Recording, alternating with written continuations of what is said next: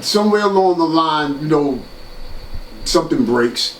You know what I mean? It's not perfect. I know a lot of times when I speak upon this new emerging technology, it makes it sound all doom and gloom and all that.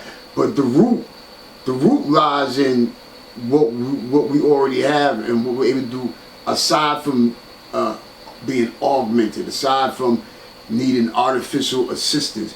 Because as much as I say we need to learn it and master that in itself is not going to. That's not the salvation. That's not True. it. It's in a perfect world, because we are damaged people, you'd have artificial intelligence would assist us back to health. Right, true indeed. But we gotta think about who are the mind state who's in control of this technology is cancerous. It's not about getting. It's not true about indeed. getting. 100% agree.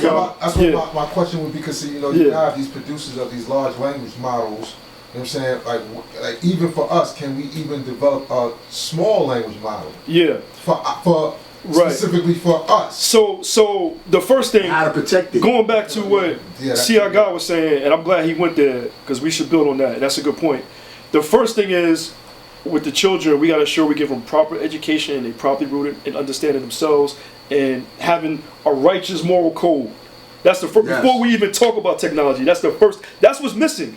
Ethics and morality is missing in the schools nowadays, right? Yep. And that's a whole nother bill we can get into, because when you talk about politics, when you look at the writings, and I don't want to go on a tangent because, like I said, it's a whole nother bill, but I go into this with a lot of people, right? When you look at the writings of Plato and Aristotle, Plato wrote the Republic and Aristotle wrote the book called Politica, which is the word where politics come from. And in those books, they dealing with ethics. And I think I built it with you before, right? Because in Plato's Republic, he's basically writing the story of Socrates having these discussions, which some people call debates, but Socrates never debated people. He's just like, let me ask you questions to see what your main thought is on something, right? So he asks you, you're the so-called expert on this, right? Okay, what is it that you think about this? As for example, Socrates, there's one guy called, I forgot what his name, Euphorion or something. And Euphorion is supposed to be like has the most knowledge about the gods and Zeus. So Socrates asks him a question, okay, everyone in this land says you got the most knowledge about the gods and Zeus. What do the gods say about what's righteous and what's not righteous, what's right and wrong? So he says this. So then he keeps asking him questions, which goes into the Socratic method, but what it's all going to, how do we establish ethics and morality and what's right and wrong? And in those books, like I said, it's a whole nother bill, I'm going on a tangent already. But to make it real short, Plato in the Republic in the 8th chapter talks about the 5 city-states, because Greece was at war. Athens, Sparta, all the states was at war. So they're like, how do we solve this conflict we have within our own land, right? With all these civil wars. How do we get to a peaceful city-state? So then he talks about how you have the emergence of democracies, right? Ocracy is the ruling, the demo meaning the people or the many. So rule of the many. He talks about timocracy, the rule of people who had enough time in service, the rule of the aristocracy, people who arise to become wealthy in high positions, so the nation can be the wisest and they should rule. So he's going through each of these things and talking about what's good and positive. But at the last one he says, when the city-state fails, it turns into an autocracy, which is the rule by the one, which is something we're seeing here. Right? So he goes into the ethics about it. It's about what looks like the perfect grand city-state, how do we get and achieve that, and what's a failed city-state. And then Aristotle in Politica talks about how he says we can't have all-out conflict because that leads to war and bloodshed. And we'll never have all-out cooperation because that's love and we're never going to love each other. So somewhere we have to find some compromise and negotiation in the middle, which is politics. We have to avoid from going to all-out war, but at the same time, we're never going to have all-out cooperation. So where do we find the best common ground for the common good for most of society, right? As it goes into talking about our lessons, right? Social means that advocate a society of men or a group of men for one common cause. So how do we get that, right? That's what I'm saying. That's a whole nother bill. Right.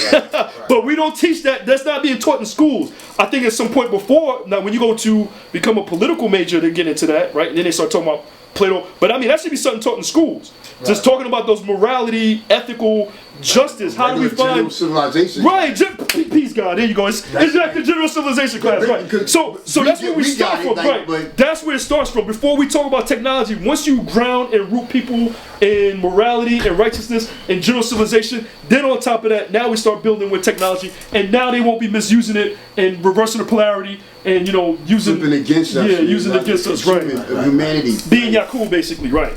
And they'll do it more. So that's what I'm saying.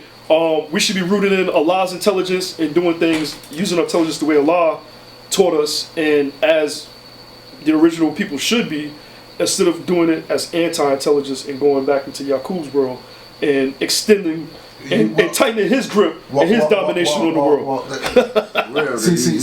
But it starts with proper education and general civilization and ethics. That's where it starts. That's what everyone needs to be taught that as a foundation. Right. The beauty of technology, right, is to make things easier. True. You know what I'm saying? It's a tool. It's a tool, but you abuse it. Now I was building with Just, and Just simply, we need to get back to the mind. The power of the mind, and that's really the essence of civilization. One having knowledge, wisdom, and understanding. Right. Like dealing with science and not a savage. So you dealing with your mental capacity first. Right. Whereas artificial intelligence technology doesn't have it. Nor does it have morality. It doesn't have none of that. Nor is it really considering ethical things, right? Unless that's being written and coded into them, right? You think about the iRobot movie with Will Smith and Isaac Asimov in his story, they gave the robots 3 rules, right? You can't do no harm to a human, right? And then, I forgot what the other rules was, but rule number 1, no harm should come to a human. And that's not all the books. The books got it's the opposite. The books is you have the right to kill a human. Right. Well, the technology is getting out there. Before we go, before I gotta make sure that it's 9,000. No, 09, 3,000, 3,009. It's called document 3009. I just want to make sure. Because there's so much goddamn acronyms when you start dealing with this stuff and oh yeah. It's annoying. I bet you do this so people can sound crazy, right? But let me make sure. So our children, they gotta have proper education, general civilization class, get rooted, as you said in the mind. We gotta get more. We have to get more. Also, more, because and I'm gonna cut you guard. The traditional general civilization classes, yes, are archaic.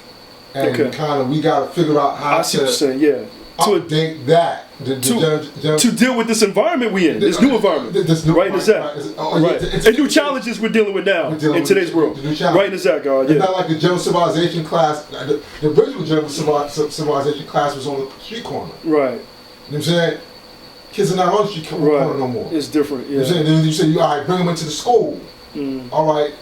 But they're not on the street corner no more. They're not even here. I agree with you, yeah. So we got, so this is where has been, I'm trying to develop this thing as a civilization tool. Yeah. You know what I'm saying? Or a way of communicating. Right. You know what I'm saying? A way of interfacing with community. True indeed. You know what I'm saying? And we got that but because we don't own it, we don't own the platforms. Yeah.